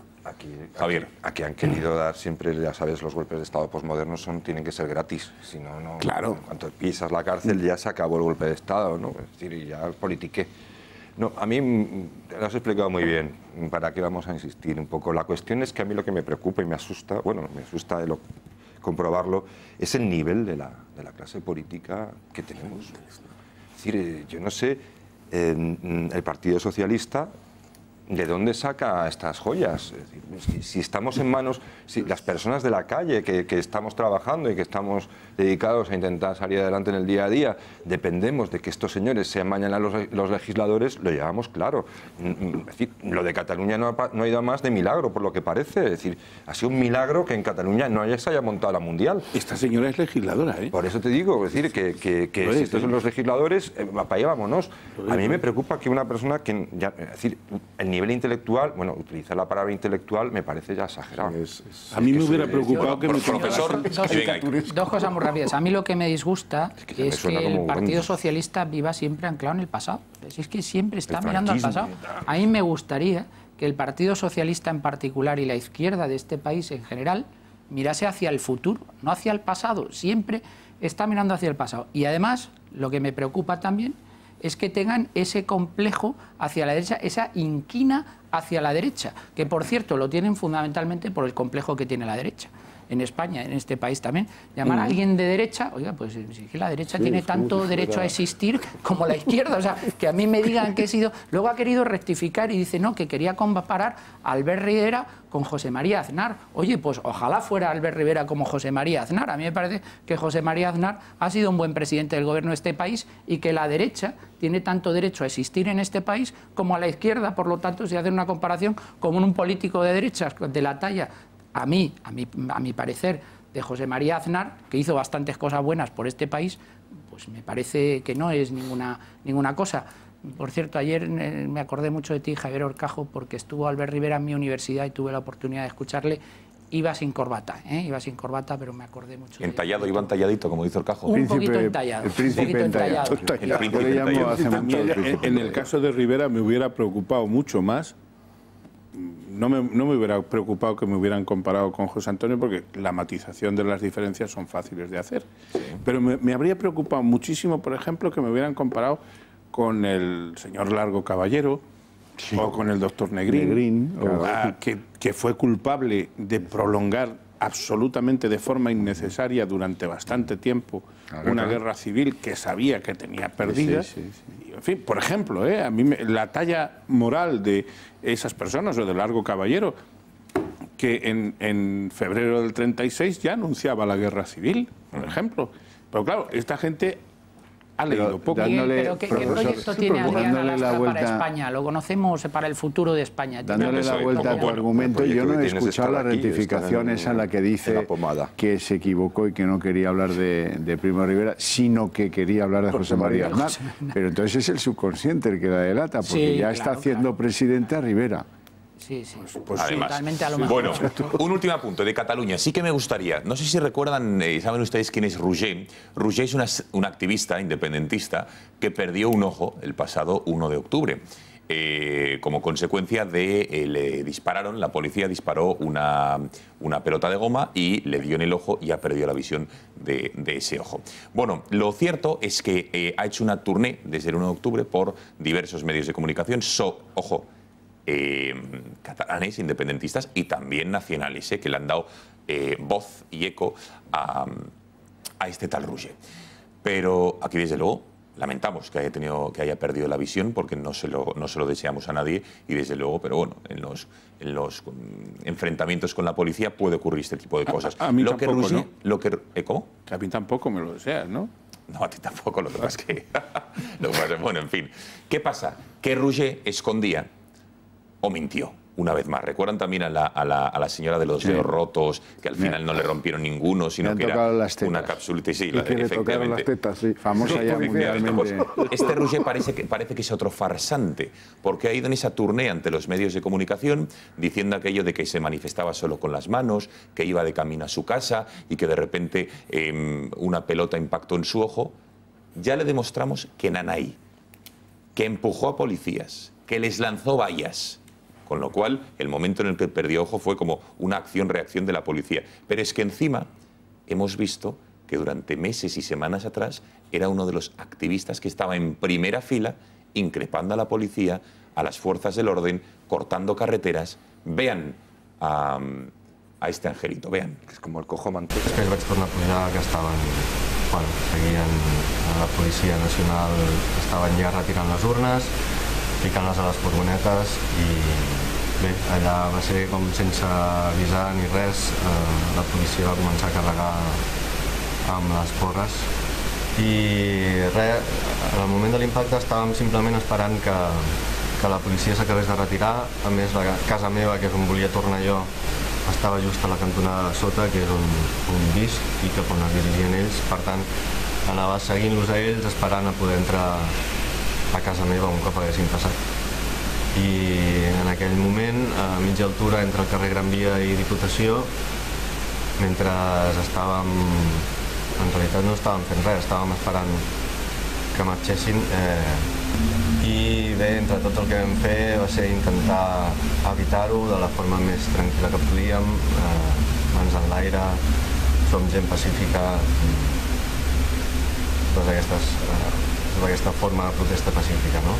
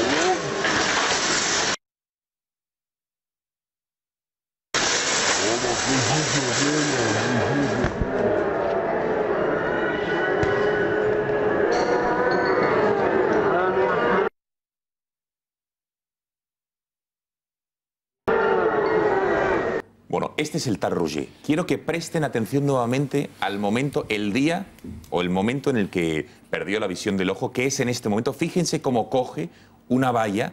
Han visto otras secuencias de otros momentos del día y de otros días, pero es ahí, en ese momento, cuando lanza la valla, es él, este Roger, lanza la valla contra la Policía Nacional. Ojo, porque atención, también va a pasar un policía por delante de él y van a ver cómo le empuja, le intenta hacer la zancadilla y evidentemente, fíjense, aquí empuja al policía, a las fuerzas y cuerpos de seguridad del Estado, y después, como consecuencia, dentro de toda esa trifulca, altercados que se produjeron en la calle, la policía disparó y desafortunadamente una de las pelotas de goma impactó en su ojo y perdió la visión. Pero también han escuchado anteriormente, como decía, que él iba a su casa, que es un hombre de paz, que no, estaban esperando a que la policía se fuese, y omite este comportamiento absolutamente violento contra la policía? Es un documento extraordinario, de una eficacia contundente. Claro. La pena es que esto lo tendría que manejar el Ministerio del Interior y por derecho.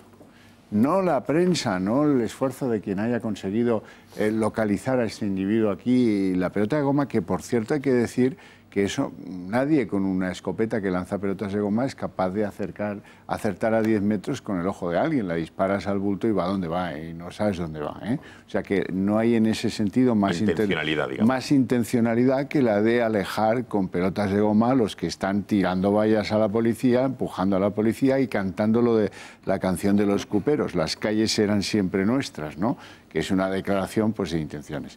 De todas maneras, yo lo que no acabo de entender es la cobardía de los mandos policiales en España, del ministro, fundamentalmente, o de Nieto, que es el número 2, ahora el que manda en los Mossos, ¿no? Bueno, ¿por qué lo digo? Pues porque es una visión de la policía muy anticuada. Hoy, sin ir más lejos, mira, la policía de Berlín ha admitido hoy, y así se gana la credibilidad, ha admitido, mire, no supimos valorar unas comunicaciones que intervinimos al tío del atentado en el Belén navideño de Berlín. ¿Os acordáis? Hablaba de un atentado, hablaba de cómo lo iba a cometer y, sin embargo, no tomamos medidas porque no lo tomamos en serio, no lo entendimos. Ahora lo entendemos y pedimos perdón. La transparencia. Eso es fundamental. No puede ser que Zoido, que la Policía Nacional, que la Guardia Civil vaya con la cruz subiendo el Calvario sin que aligeren ese peso, sin que pongan en valor y en contraste ante la ciudadanía, oiga, que esto funciona así, que aquí no ha habido una actitud agresiva, represora. Oye, yo he visto manifestaciones de los Mossos d'Esquadra y las han podido ver todos, pues están en internet si tienen interés, en las que dan una leña que lo flipas, en la Plaza Cataluña, aquí, allá, donde toca y donde conviene. Y las declaraciones de Trapero hace unos años respecto de cómo tenía que comportarse la policía en un caso de reyerta callejera, y la señora que perdió un ojo también hace pocos años, muy pocos años. Eso es. A manos Miguel. De un pelotazo de goma de los Mossos. A España le va a costar el no ser haber tenido unos gobernantes, unos dirigentes políticos acomplejados. Oye, ¿y por qué nos tenemos que creer que ha sido por un pelotazo de la policía? Porque el célebre 1 de octubre todos supimos que en las urgencias de los hospitales de Barcelona se le dio orden a los médicos de que cualquiera que entrase con un cuadro febril, con que estaba instalando una instantería en su casa y se le vino encima y le partió una ceja, se dijese en esos partes médicos que eran víctimas de la violencia policial. ¿Por qué yo me tengo que creer a un sujeto como este, que es un terrorista callejero, como hemos visto, contra la policía, diciendo que el ojo se lo ha saltado una pelota de goma, por un parte médico del 1 de octubre en las urgencias de un hospital catalán, sometido a la presión de los separatistas, exigiendo a los médicos y a los enfermeros que cualquiera que entrase fuese estabulado como víctima de la violencia policial? A lo mejor le ha saltado un ojo... Estabulado te ha quedado bien. Le ha saltado un ojo de una bofetada su novia, su novio o su madre. ¿Por qué ha tenido que ser la policía? ¿Por el parte médico? Ha perdido la visión, Eduardo. Bueno, ha perdido la visión, ya, sí. Pero que una cosa es un morato. No, que insisto, yo ya viendo lo mentiroso y lo farsante que este señor, dudo de todo. De un cafre como este no me creo nada. Bien. Porque todos sabemos, y aquí lo debatimos, que el 1 de octubre, en las urgencias de los hospitales, de los grandes hospitales de Barcelona, se les pidió a los médicos que cualquiera que entrase, que había tenido un accidente en el baño de su casa, fuese estabulado como herido por la policía. Bien. ¿Por qué me voy a creer yo a este cafre separatista? Yo después de lo que pasó el 1 de octubre, efectivamente, como apunta Eduardo, y sobre todo el montaje que hizo la chica esta que decía que había perdido los 5 dedos de la mano, etcétera, etcétera, me creo. Claro, es que... Pero bueno, vamos a dar por bueno, vamos a aceptar pulpo como animal de compañía y vamos a creer que este señor, que el tal Roger este, perdió el ojo como consecuencia de un pelotazo de la policía, de una pelota de goma. En cualquier caso, el culpable es él, porque la actitud y quien se puso en peligro en ese momento para que se produjese ese resultado dañoso es él. Por lo tanto, quien está ahí pues asume las consecuencias de sus propias acciones. Sería hay varias sentencias también muy bonitas de nuestros tribunales que hacen referencia a la actitud de la víctima, que es una actitud relevante cuando se produce el daño que se ha producido en este caso. Bueno, vamos a analizar más asuntos, ¿no?, de lo que ha ocurrido, más aspectos perdonen, de la actualidad. Me gustaría que viéramos un extracto del informativo de Televisión Española, de la televisión pública, el telediario, financiada por todos ustedes, en este pasado fin de semana, en el de más audiencia, por cierto, en el de las 9 de la noche, en el que se decía que se presentaba un libro sobre Isabel la Católica y la reportera, en la pieza audiovisual, dijo textualmente que Isabel la Católica había practicado una limpieza étnica en favor del cristianismo en lo que se conoce como Hispanoamérica. Vean el fragmento y después comentamos cómo es posible que en la televisión pública se lancen este tipo de mensajes, si es inconscientemente o si por el contrario es absolutamente intencionado este tipo de mensajes. Vean. En esta iglesia se hace reina de Castilla sin ser heredera y sin saberlo su marido. Con la espada real para decir que tiene el derecho a usar la violencia del Estado y aquí estoy yo. Una reina que hizo limpieza étnica en favor del cristianismo y amplió el mundo de la mano de Colón. Una reina de la que descubrimos nuevos datos lejos de la historia oficial. Limpieza étnica en favor del cristianismo. Bueno, para analizar este último episodio de manipulación en Radio Televisión Española, tenemos conexión con el analista del Gatalagua, Iván Vélez, autor, entre otros, libros como, por ejemplo, Sobre la leyenda negra. Iván, muy buenas noches. Buenas noches. Bueno, lo hemos visto en el extracto que acabamos de ver. En la televisión pública se dijo hace 2 días que Isabel la Católica extendió su reino, el reino de España, haciendo limpieza étnica en favor del cristianismo. ¿Es esto cierto, Iván? ¿No lo es? ¿Cómo lo valoras?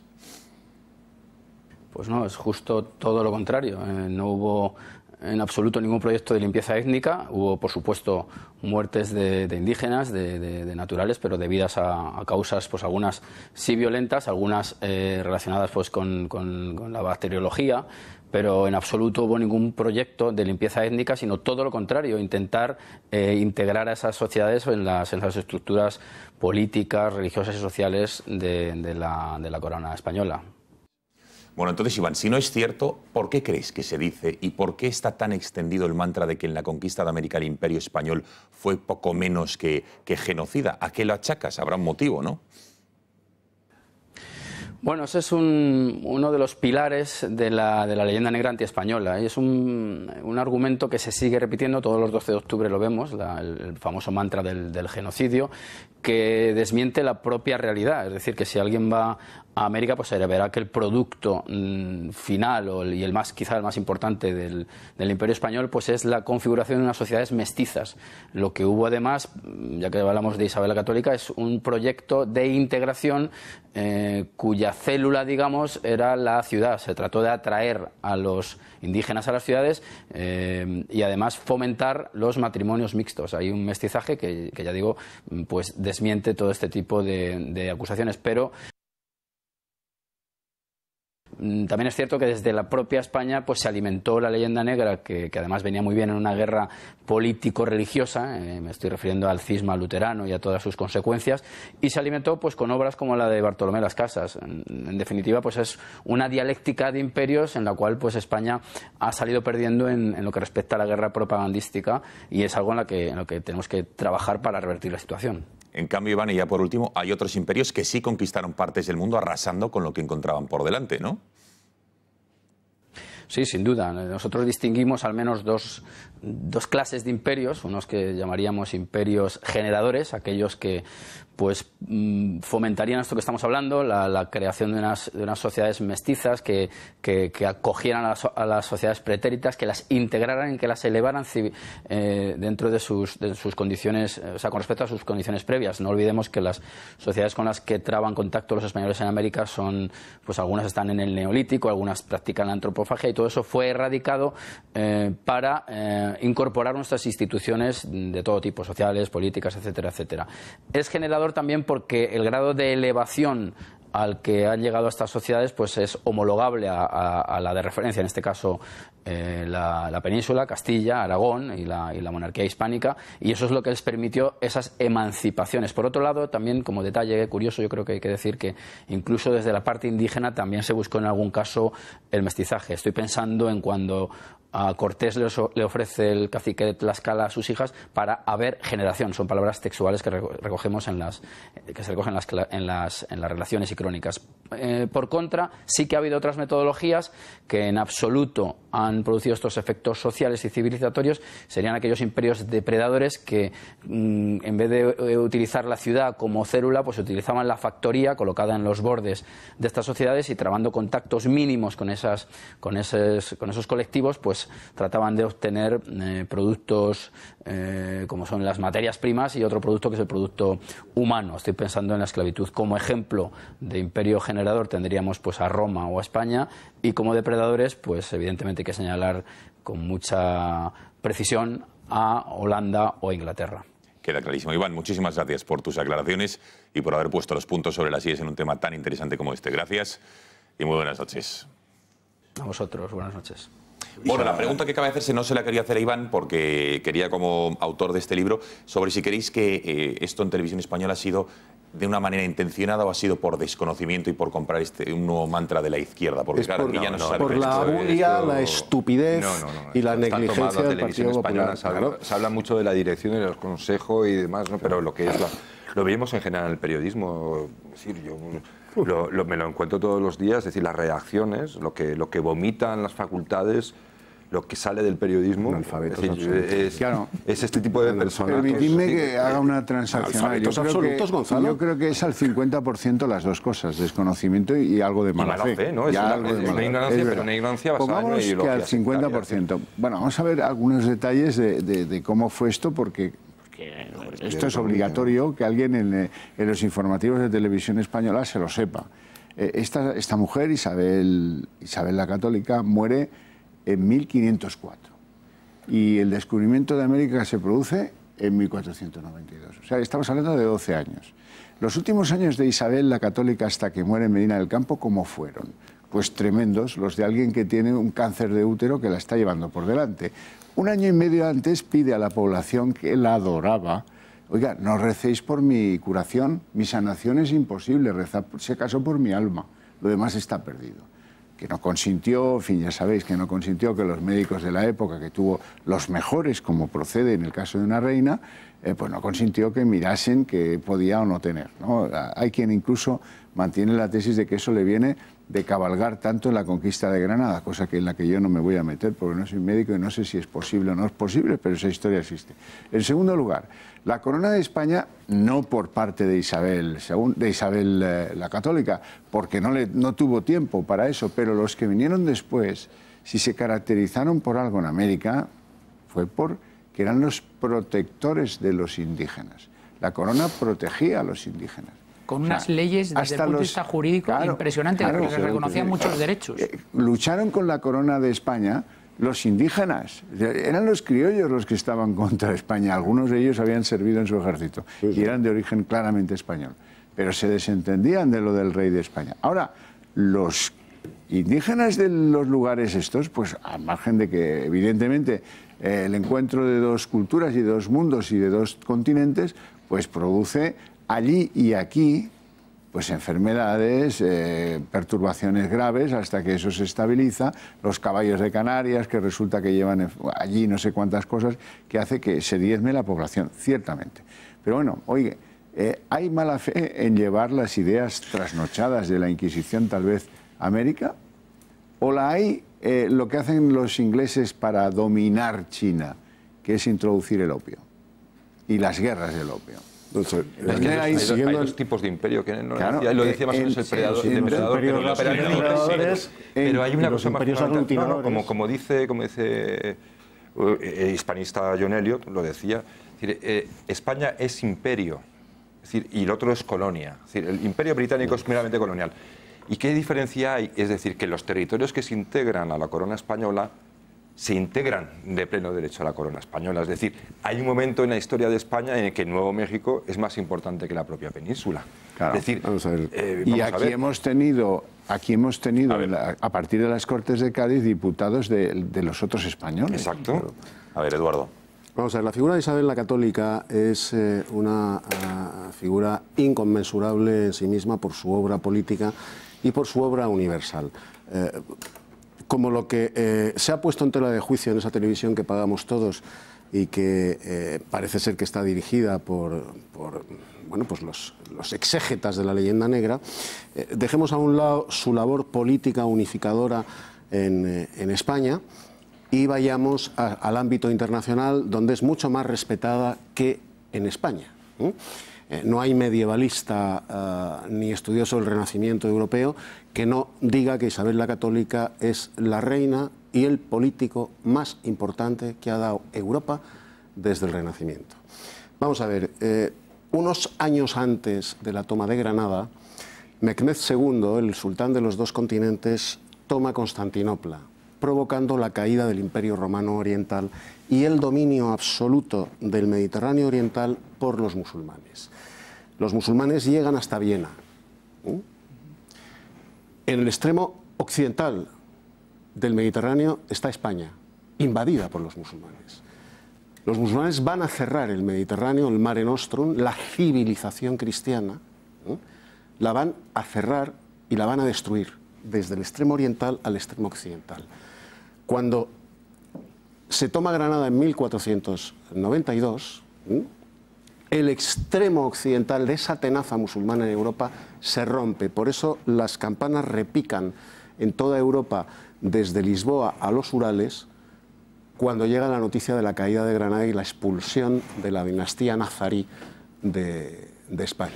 Inmediatamente después se produce la conquista de América, el descubrimiento, conquista y evangelización de América.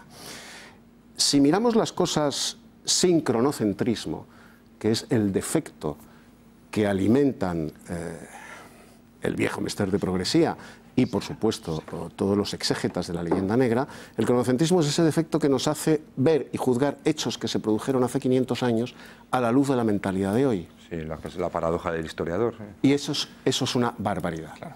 Bien, hace 500 años, más de 500 años, se elaboran, como apuntaba el profesor Antonio Alonso Timón y Javier Horcajo, se elaboran las leyes de Indias y las leyes de Burgos, en las que, ojo, hace más de 500 años, en esas leyes de Indias y en las leyes de Burgos, a los nativos de las tierras conquistadas se les otorga el mismo derecho que a los nativos de Barcelona, de Albacete, de Cádiz o de Pamplona.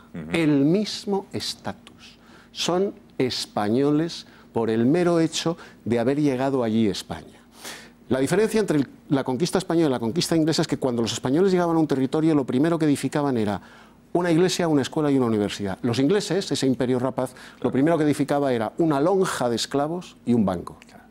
Profesor. Bueno, yo creo que la figura de Isabel la Católica hay que reivindicarla porque es una figura histórica fundamental para España. Creo que tenía un proyecto para España, tenía una misión, tenía una visión, la llevó a cabo y ojalá tuviésemos muchas Isabeles la Católica en España.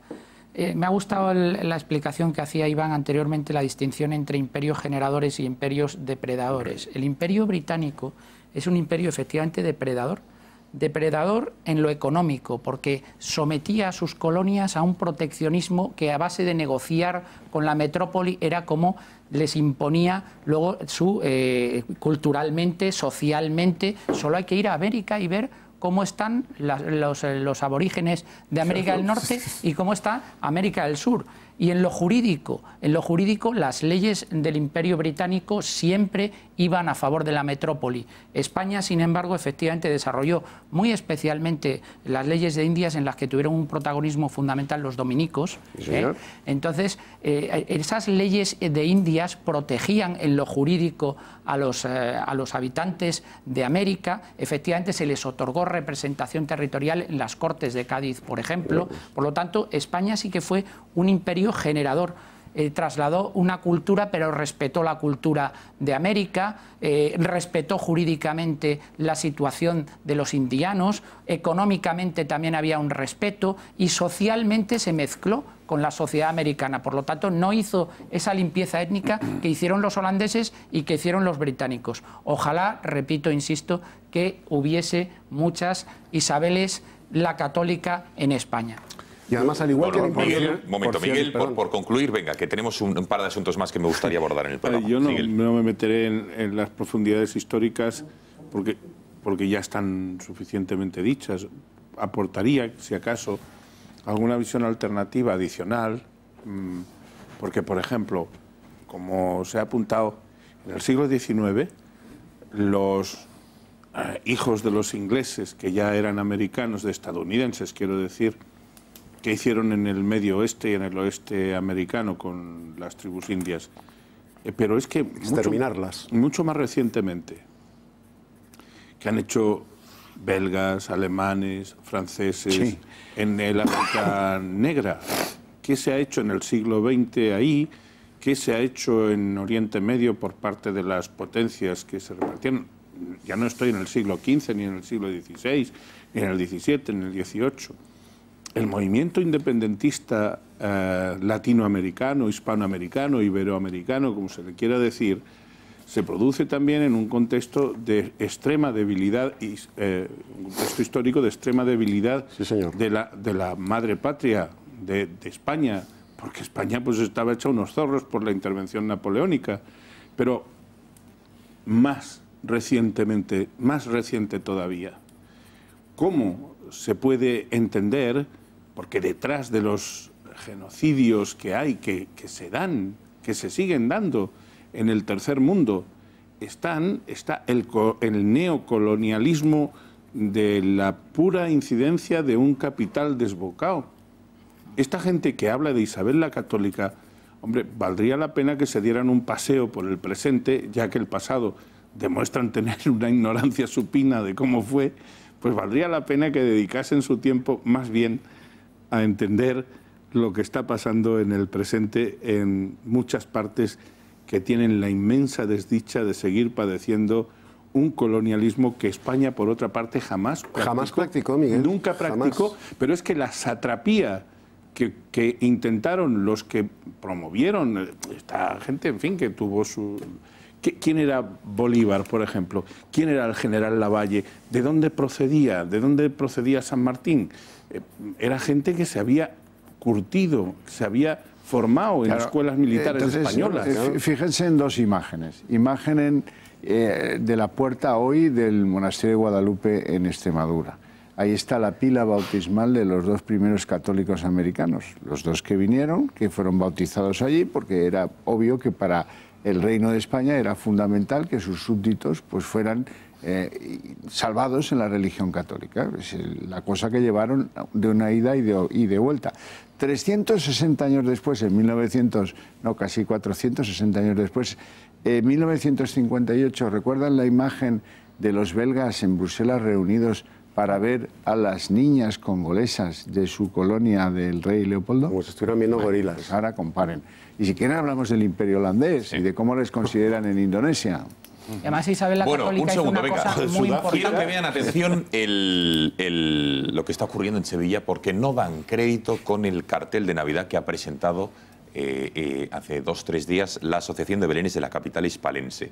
Es obra de un artista de la zona que dice ser especializado en hiperrealismo barroco y, como ven, muestran supuestamente al arcángel Gabriel sosteniendo una giralda de la que emerge una azucena, ¿no? Bueno, esto supuestamente es un símbolo de virginidad. Lo cierto es que el tono, como ven, del cartel, con este señor, con esta pose, la imagen, este supuesto ángel, invita desde luego a todo, y evoca diferentes sentimientos y emociones, o lo que quieran ustedes llamar, pensar, menos la pureza, ¿no? Bueno, en Twitter, desde luego, la polémica está servida, y encima con permítanme la expresión, el cachondeo que se llevan en Sevilla. Fíjense, por ejemplo, algunas de las reacciones que hemos podido ver. Por ejemplo, Natalia Pastor dice: madre mía, el cartel de Navidad de Sevilla sirve lo mismo para el Día del Orgullo Gay que para la próxima película de Almodóvar. Otro tuitero en esta red social sobre este cartel, la igualdad, fíjate, LGTB, decían: este es el cartel oficial de la Navidad de Sevilla, ¿no os parece un poco homoerótico?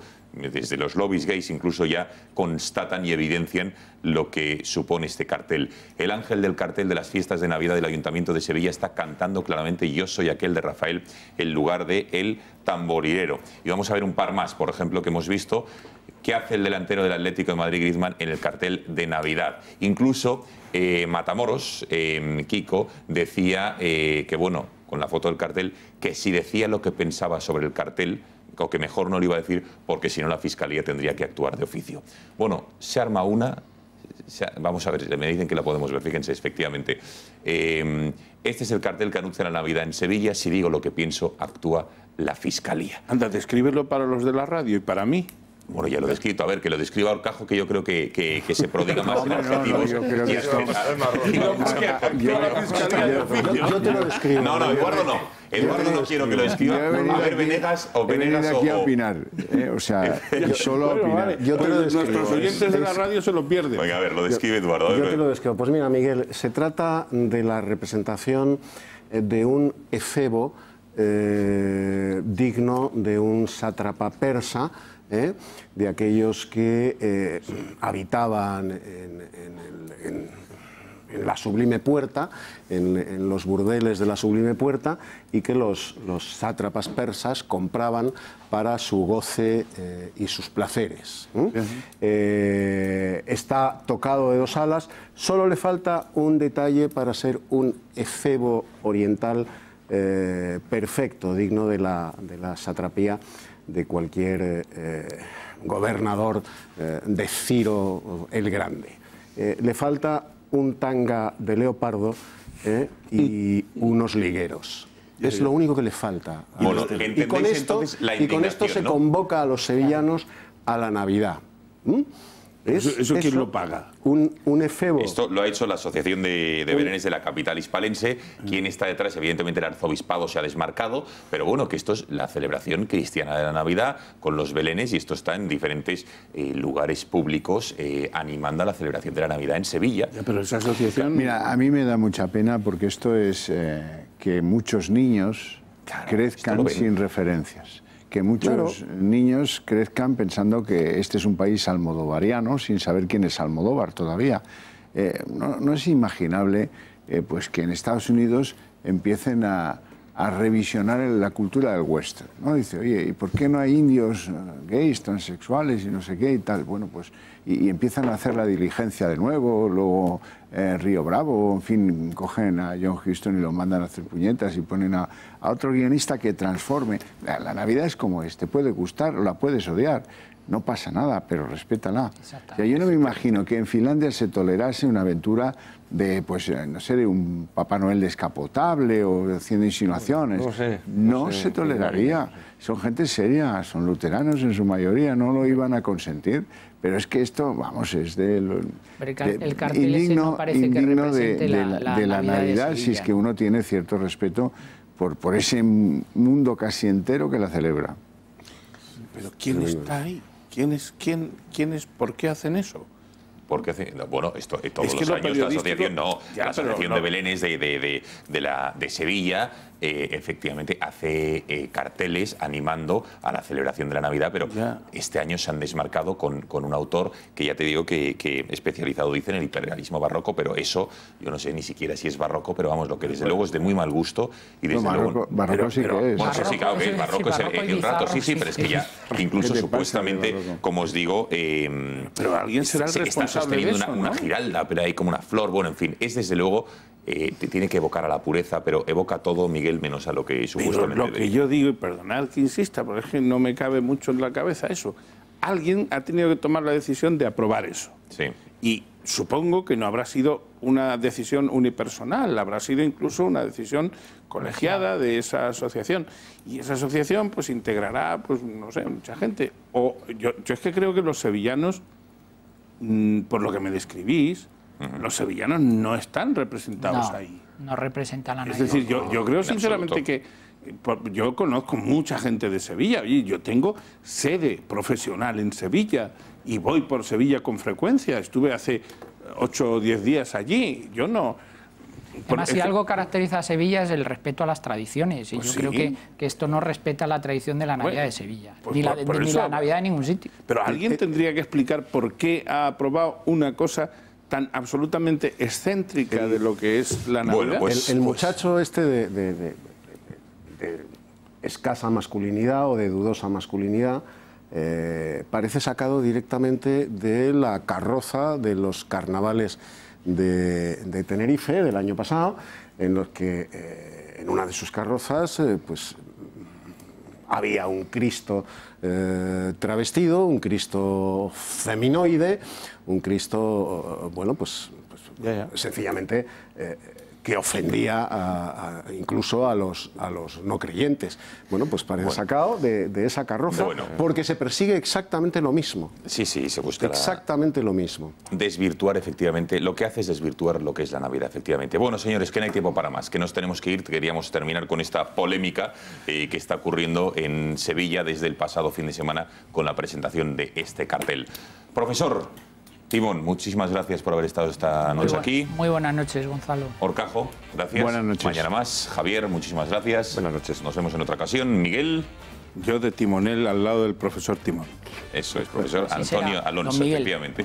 Eduardo García Serrano, un placer como siempre. A cuidarse, y a ustedes muchísimas gracias por su confianza. Les dejamos ahora con el editorial de Julio Ariza, que hoy es junto con José Javier Esparza. Que lo disfruten y mañana vuelve El Gato puntualmente a las 10. Que pasen buena noche. Adiós.